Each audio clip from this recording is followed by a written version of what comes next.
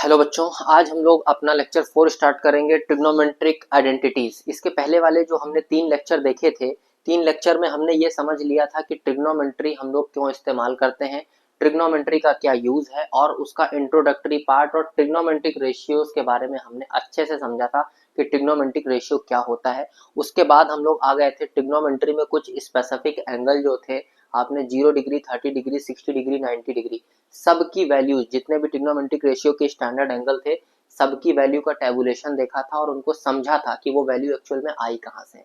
आप ये तक जानते हैं कि ट्रिग्नोमेट्रिक रेशियोज में ये 6 ही रेशियो क्यों होते हैं और ये ट्रिग्नोमेट्रिक रेशियो हैं क्या, इनका यूज क्या है, ये सारी चीजें मैं आपको समझा चुका हूँ। और इसके पहले वाले 2 लेक्चर अगर आपने देखे होंगे तो आपने ये भी देखा होगा कि ये जो यहाँ पर ट्रिग्नोमेट्री का इनवर्स रेसिप्रोकल रिलेशन लिखा हुआ है ये कहाँ से आया है। ठीक है, ये आप इसके बारे में समझते हैं, आपको इसकी पूरी समझ है। इसी के साथ साथ मैंने ये जो चीज यहाँ पर लिखी है कोसेंट रिलेशन, कोसेंट रिलेशन की भी जानकारी आपको समझा दी थी कि tan a बराबर sin a बटे cos a क्यों होता है किसी स्पेसिफिक एंगल a पर। सिमिलरली आपको वही चीज मैंने यहाँ पर भी समझाई थी कि cot a जो है ये कैसे cos a बटे sin a के बराबर होता है बच्चों। ठीक है, इसके बाद आज जो हमारा नया टॉपिक है वो इंक्लूड तो ये दोनों भी करता है। जो हमारा नया टॉपिक ट्रिग्नोमेट्रिक आइडेंटिटी है, ये चूंकि इनवर्स रिलेशन और कोसेंट रिलेशन की आइडेंटिटी है, भले ही हम इसे पहले पढ़ चुके हैं, तो आज हमारे लिए नया जो है वो है स्क्वायर रिलेशन। स्क्वायर रिलेशन मतलब ये जो ट्रिग्नोमेट्रिक रेशियोज हैं इनके इसके स्क्वायर रिलेशन की बात हम लोगों को करनी है बच्चों। तो सबसे पहला जो मैंने यहाँ पर रिलेशन आपके लिए लिखा हुआ है that is sine square theta plus cos square theta equals to 1। अगला रिलेशन मैंने आपके लिए लिखा है sec square theta minus tan square theta equals to 1।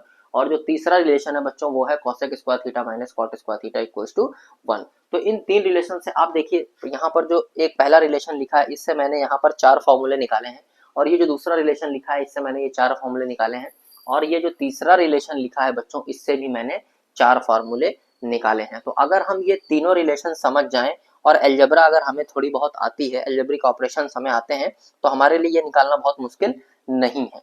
ठीक है, तो ये चीजें हम लोग सीख जाएंगे। 4 3 12 है ना, ये 12 आइडेंटिटी हम लोग सीख जाएंगे। तो सबसे पहला काम हमें ये होना चाहिए कि आइडेंटिटी ए, आइडेंटिटी बी और आइडेंटिटी सी कैसे आती हैं। तो अगर आप इस ट्रायंगल को देखें एबीसी, जो आपके सामने एक ट्रायंगल है, यहाँ पर सी एक एंगल दिया हुआ है जिसको मैंने थीटा से मेंशन किया है बच्चों। ठीक है, तो अब देखिए यहाँ पर पहली आइडेंटिटी को अगर मैं ले लूं और यहाँ पर मैं साइन थीटा की वैल्यू लिखूं तो साइन थीटा की वैल्यू अकॉर्डिंगली यहाँ पर क्या हो जाएगी। अगर मैं साइन थीटा की वैल्यू लिखूं तो साइन थीटा हो जाएगा आपका perpendicular by hypotenuse that is 3/5। इसी तरीके से अगली वैल्यू यहाँ पर है कॉस थीटा। अगर मैं कॉस थीटा लिख दूं तो आप कहेंगे कि ये क्या हो जाएगा, बेस बाय हाइपोटेनस, ये हो जाएगा 4/5। अगर इन दोनों का स्क्वायर करें, यहाँ पर हम ला के रखें, आपको बता दें बेटा कि जो साइन थीटा होता है अगर कभी भी लिखा हुआ है साइन थीटा का होल स्क्वायर, तो इसका मतलब यही होता है कि ये क्या लिखा है, साइन स्क्वायर थीटा लिखा है। ठीक है, अगर कभी भी साइन थीटा का होल स्क्वायर लिखा है बच्चों, इसका मतलब क्या लिखा है, ये साइन स्क्वायर थीटा लिखा है। इसी तरीके से अगर ये लिखा है साइन की पावर 3, तो ये यहाँ पर क्या लिखा है, साइन क्यूब थीटा। सिमिलर में अगर पावर यहाँ पर 1/2 लगी है तो यहाँ भी क्या हो जाएगी, 1/2 हो जाएगी बच्चों। ठीक है, तो ये चीज आप समझ गए। तो यहाँ पर खैर आपका है 2, तो यहाँ पर अगर 2 है तो आप यहाँ पर भी वही 2 लगा दीजिए, यहाँ पर 2 लगा दीजिए और यहाँ पर 2। इसका मतलब इन वैल्यू का स्क्वायर करना है। तो स्क्वायर करने की अगर बात कही जाए तो हम कहेंगे, अगर हम स्क्वायर करके देखें बच्चों तो हम क्या देखेंगे, आप कहेंगे 3/5 का होल स्क्वायर और 4/5 का होल स्क्वायर, तो ये कितना हो जाएगा, आप कहेंगे ये हो जाएगा 9/25 और ये हो जाएगा 16/25, और 16 और 9 होता कितना है 25, तो 25/25 करके कितना हो जाएगा, 1 हो गया। तो आपने देखा किस तरीके से ये आइडेंटिटी यहाँ पर होल्ड हो रही है। सेम मैनर में बेटा अगर आप यहाँ से सेक थीटा की वैल्यू निकालते हो, मतलब मैंने यहाँ पर एक स्टैंडर्ड मेजरमेंट ले लिया है, यहाँ पर आप कोई भी मेजरमेंट ले सकते हो। इवन अगर आप ये मेजरमेंट छोड़ दो, आप ए बी बी सी और ए सी के लिए सॉल्व करोगे तो इसी तरीके से ये तीनों आइडेंटिटी यहाँ पर बेटा होल्ड हो जाएगी। अब समझते हैं, देखिए कि ये चारों आइडेंटिटी यहाँ पर कैसे आई हैं। तो आप देखिए यहाँ पर अगर ये जो वाला टर्म है ये प्लस में लिखा है ना, अगर हम इसको उधर शिफ्ट कर दें तो ये क्या बन जाएगा, sine square theta equals to 1 minus cos square theta बन जाएगा। अगली बार देखिए यहाँ पर लिखा है sine square theta, sine square theta किसके बराबर लिखा है, तो आपने कहा 1 माइनस कॉस स्क्वायर थीटा के बराबर लिखा है। अब ये जो स्क्वायर वैल्यू है जब हम इधर लेके आएंगे तो ये क्या हो जाएगा, अंडर रूट लग जाता है ना। ये हमने एक्सपोनेंट में पढ़ रखा है, एक्सपोनेंट में हमने ये पढ़ा है बच्चों, ये बहुत बेसिक सी चीज है।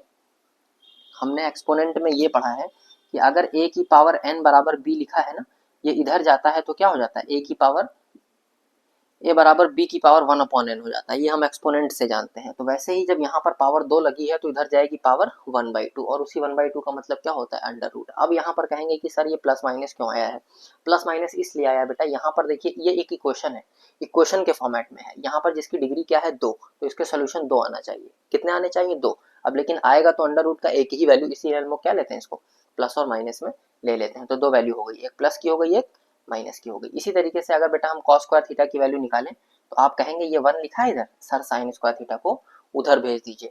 तो ये क्या हो जाएगा, आपने कहा कॉस स्क्वायर थीटा बराबर 1 माइनस साइन स्क्वायर थीटा। उसी तरीके से जब स्क्वायर हटाएंगे तो प्लस माइनस में बेटा ये वैल्यू आ जाएगी। यही सेम प्रोसीडिंग आपको बी और सी रिलेशन में की गई है, ठीक है। तो ये जैसे हमको याद है, ये इधर माइनस में इधर भेज दिया, किस में हो जाएगा, प्लस में हो जाएगा। तो ये क्या हो जाएगा बच्चों, आपने कहा सेक स्क्वायर थीटा बराबर 1 प्लस टेन स्क्वायर थीटा हो जाएगा। और फिर सेक थीटा की वैल्यू अगर हम लोग निकालें तो वो कितनी हो जाएगी, plus minus under root 1 plus ten square theta, ठीक है, जैसे अभी यहाँ बताया था, है ना।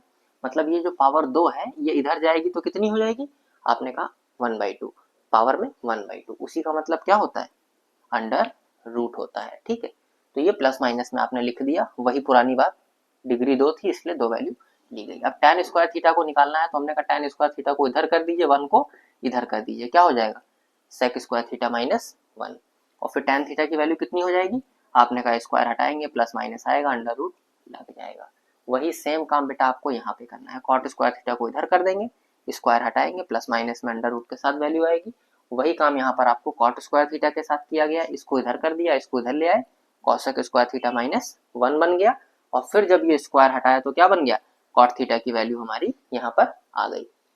तो आपने देखा बच्चों यहाँ पर इन तीन रिलेशन से हमने कैसे ये रिलेशन निकाले। अब ये सारी चीजें अगर आपको समझ में आती हैं तो कई बार हमें एमसीक्यू के फॉर्मेट में पूछेगा या फिर जो है थ्योरी पेपर में होगा, तो आपका इस तरीके की चीजें ड्राइव करने को दे सकता है कि क्या ये इसके बराबर है कि नहीं। या एमसीक्यू में अगर आपसे पूछेगा तो वो कैसा पूछेगा, कह देगा कि ये जो आइडेंटिटी है ये किसके बराबर हो सकती है, नीचे ऑप्शन में कई आइडेंटिटीज दे देगा। अगर आपको इन ट्रिग्नोमेट्रिक आइडेंटिटीज की अच्छी समझ है तो आप इन्हें बहुत अच्छे से सॉल्व कर सकते हैं। आइए यहाँ पर मैंने 9 क्वेश्चन लिख रखे हैं, इन 9 क्वेश्चन को करने के बाद आप अच्छे से सीख जाएंगे कि ये आइडेंटिटी जो हमने सीखी है ना, इनको हमें कैसे अप्लाई करना है। इसके साथ साथ आपको क्या आना चाहिए, अलजेब्रिक ऑपरेशंस के बारे में आना चाहिए, जोड़ना घटाना आपको आना चाहिए, और आपको अलजेब्रिक एक्सप्रेशंस को सॉल्व करने की जानकारी होनी चाहिए, ठीक है, जिसको आप बोलते हैं बीजगणितीय व्यंजक, व्यंजकों को सॉल्व करना आना चाहिए।